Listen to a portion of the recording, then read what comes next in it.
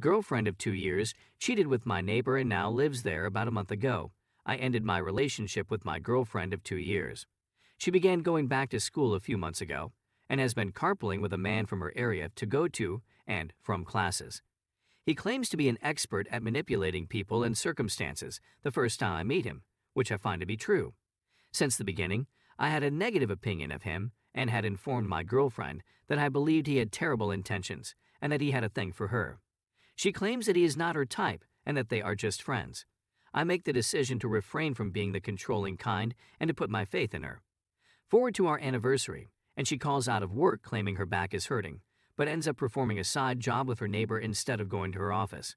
She doesn't get home from her part-time work until practically the wee hours of the morning. She said her phone had died, despite the fact that the person she was with had my phone number. He placed me on a no-contact list. When I approach her about infidelity, she completely denies it. After a while, she stops doing anything to assist out around the home and is always hanging out with her pals instead.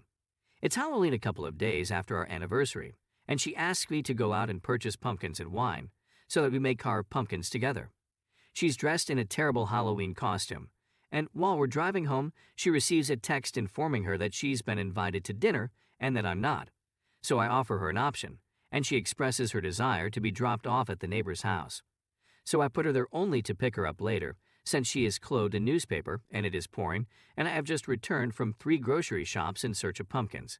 We return to our home and have a disagreement. She gets paid the next week, and I ask her to go out and acquire dog food for me since I'm broke and couldn't get any. After a few days of deceiving me into believing she had money, I discovered that she had spent all of it on her friends.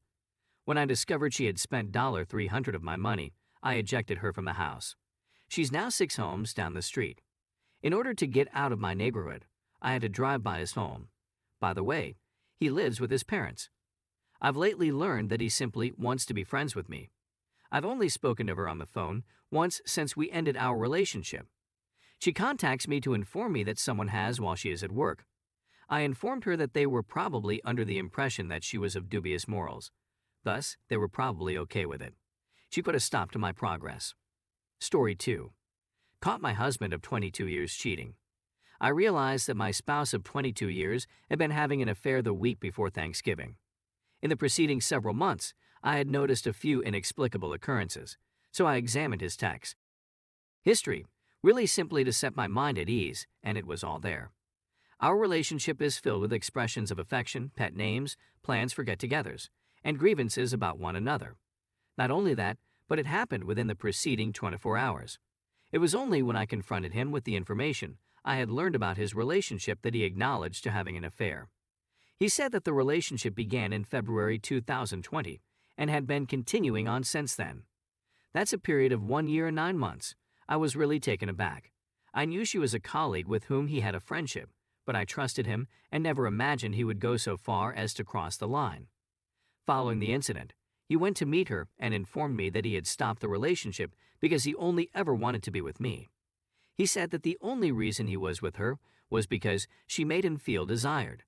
He was behaving at home throughout the affair as if he wanted to reignite our relationship now that the kids are away at college, which isn't entirely accurate.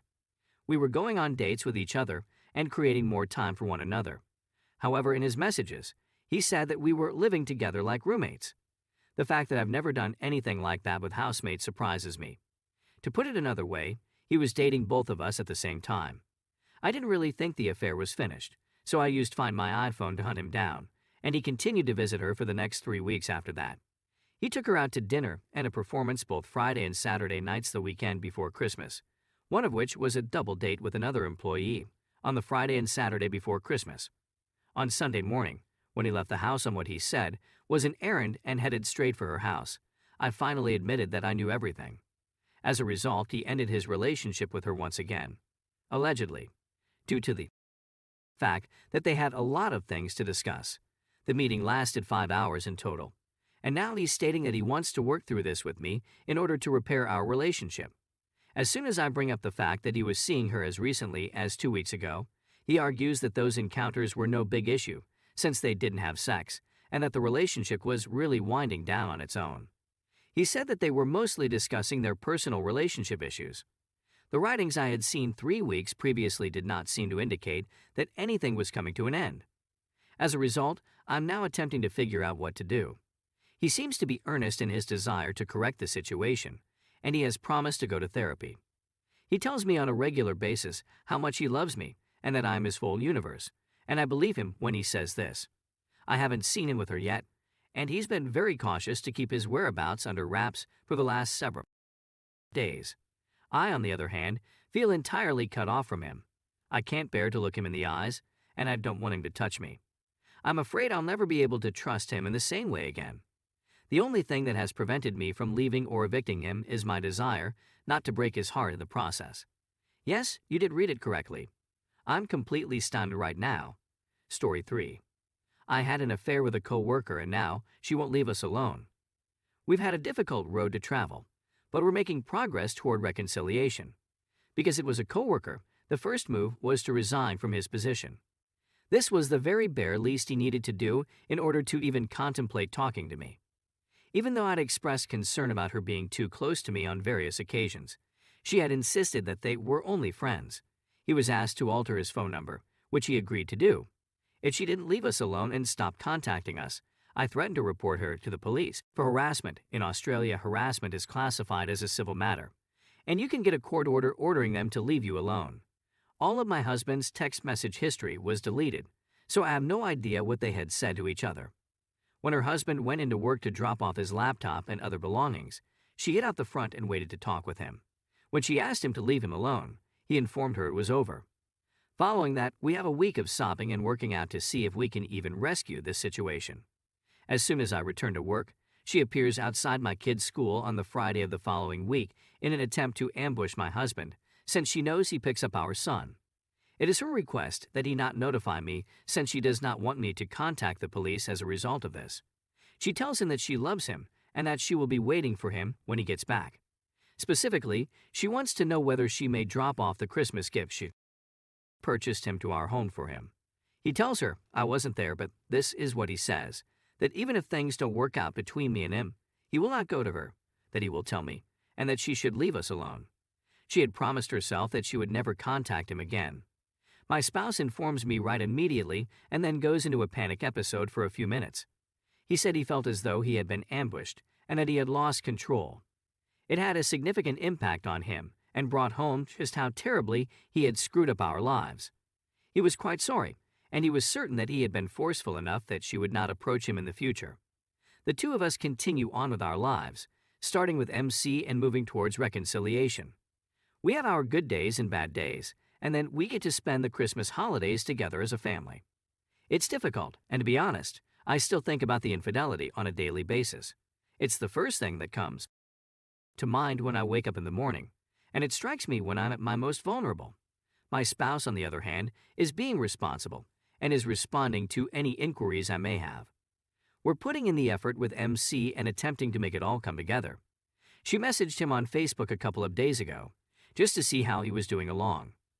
C, she was in a domineering relationship with someone else, and she was projecting her views onto my husband and myself. It provided her with the moral high ground from which she could seduce my husband, which she absolutely did. At no time am I implying that he is not an independent adult who made his own decisions, but she aggressively pursued him after meeting me and learning that we were married with children. So she sent him a note to ask how he was doing and to see if he needed anything. As a result of everything I'd heard about their relationship, I wasn't shocked when she reached out to my husband. However, he was dead. Serious about getting back together with my husband. He immediately phoned Police Link to find out what his options were, and the following day, we were down at the police station filing a complaint with the officers. We must first file an order with the court and then submit it to the court. We will then be given a court date, at which time the judge will determine whether or not it becomes a criminal issue if she attempts to contact him or us again. All of this has pushed it back to the forefront of my consciousness. For example, he knew her address since it was the location where they the story of how she bought him gifts, but he instructed her to return them because I would find out. The fact that I actually care for him and that it kills me every day is a horrible sensation.